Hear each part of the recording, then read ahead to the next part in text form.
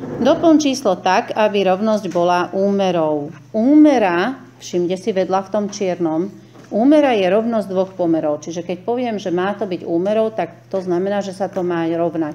Ak sa pamätáte, tak pri zlomkoch sme tiež vyrábali rovnosť dvoch zlomkov.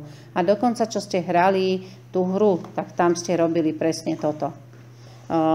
Čiže keď riešiš takýto príklad, tak si nájdeš pár, ktorý je známy. Čiže 5, 35. Porozmýšľaš nad tým, čím násobili 5, aby vyšlo 35. Hej.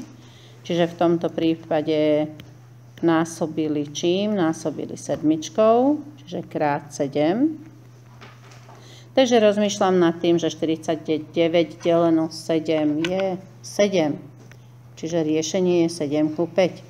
Čiže na jednom páre zistíš, že ako to vzniklo, na druhom páre túto vec aplikuješ. Hej. Napríklad tu máš 5 a 20. Takže 5 krát 4 je 20. Áno? Čiže tú 5 sme násobili štvorkou. Tak stačí vydeliť 28 štvorkou, čo je 7. Pretože bude platiť, že 7 krát 4 je 28. Pozrieme sa na ďalší príklad, 49 a 7, čiže 49 sme delili 7, aby sme dostali 7.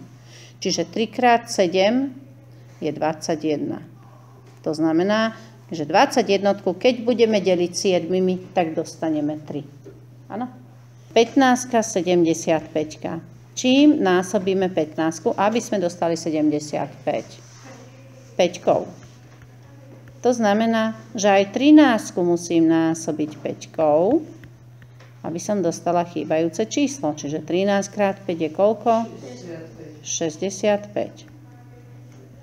Tu máš 7 a 25. Teraz tu máš pocit, že ale tak to sa nedá celým číslom. A kto povedal, že to musí byť celým číslom? Takže teraz si proste vydelíš na kalkulačke, koľko je 25 deleno 7. A vyjde ti, že je to... To je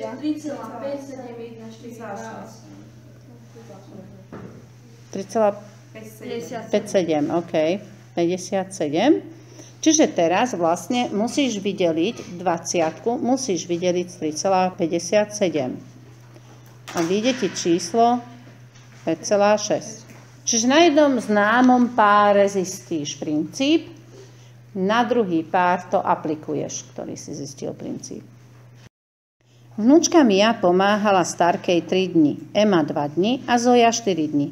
V akom pomere má starka rozdeliť čokoládu medzi vnúčky, ak ich chce spravodlivo odmeniť podľa toho, ako dlho jej pomáhali? Najprv si zapíšme presne zo zadanie poradie tých vnúčiek a ich výkony. Tak napísali sme si to, že v akom pomere vlastne pracovali, nie? Že pracovali Mia, Ema a Zoja, pracovali v pomere 3 ku 2 ku 4. Tak čo si myslíte, ako má starka, v akom pomere rozdeliť čokoládu, aby to bolo spravodlivé? Rozdeliť čokoládu, tak to záleží od toho, že aká je to čokoláda. Podľa mňa je jedno, aká je to čokoláda.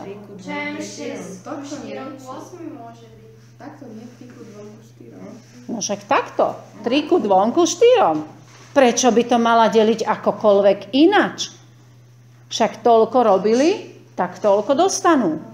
Ak to má byť spravodlivé, tak to predsa musí zrkadliť pomer ich práce, nie?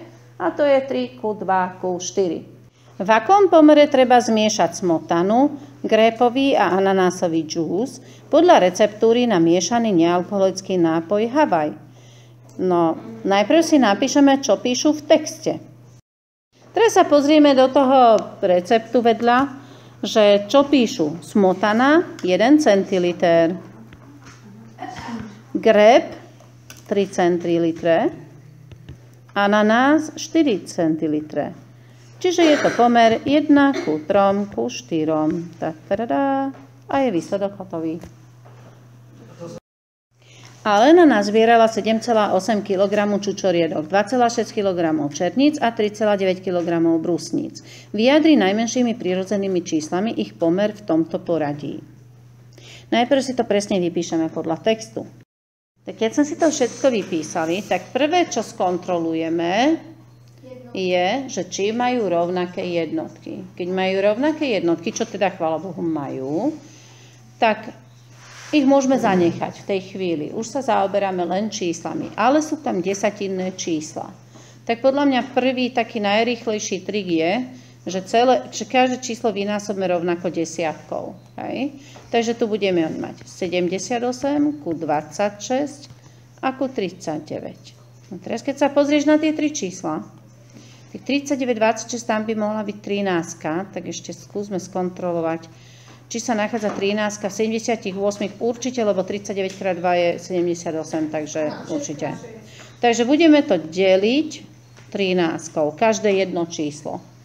Čiže to bude 6 krát, nie?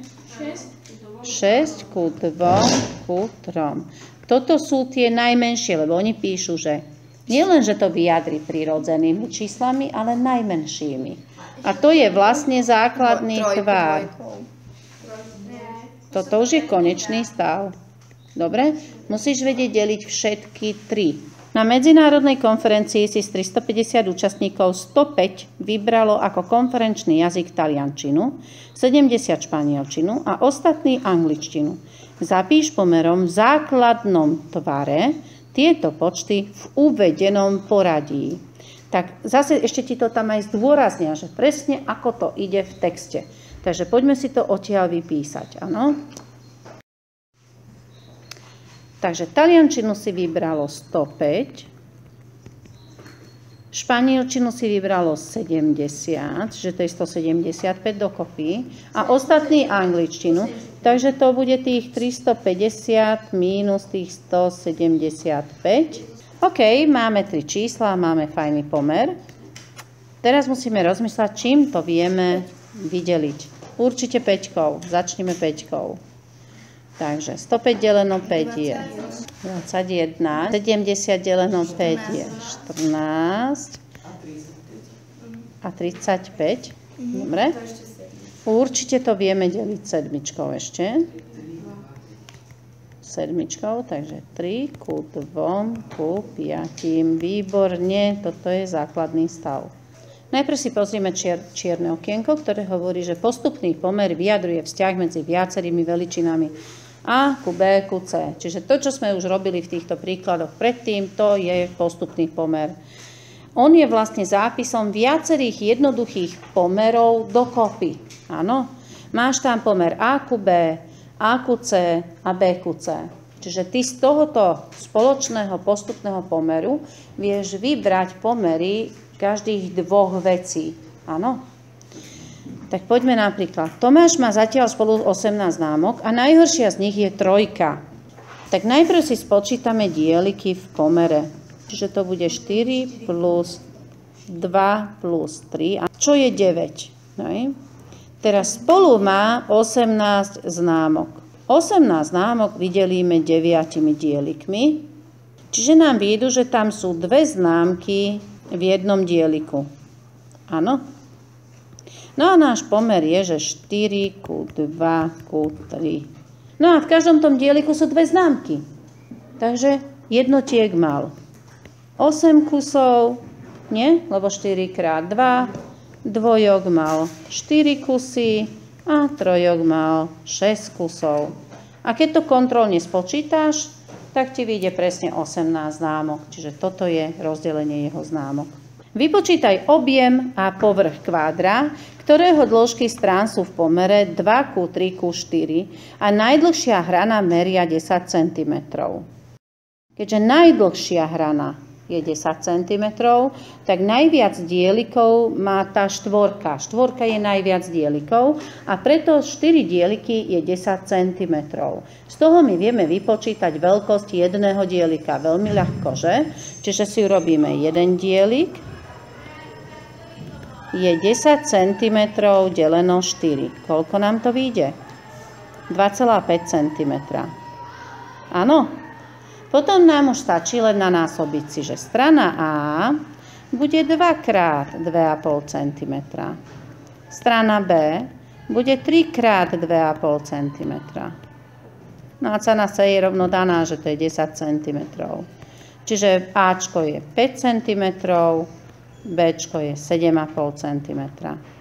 A teraz, keď už poznáme tieto tri strany, tak my máme vypočítať objem a povrch. Čiže objem kvádra je V sa rovná A krát B krát C, že? Takže tam len dosadíš a vypočítaš. A potom máš povrch S sa rovná, tam máš 2 krát AB plus BC plus CA. Zase raz len dosadíš a vypočítaš.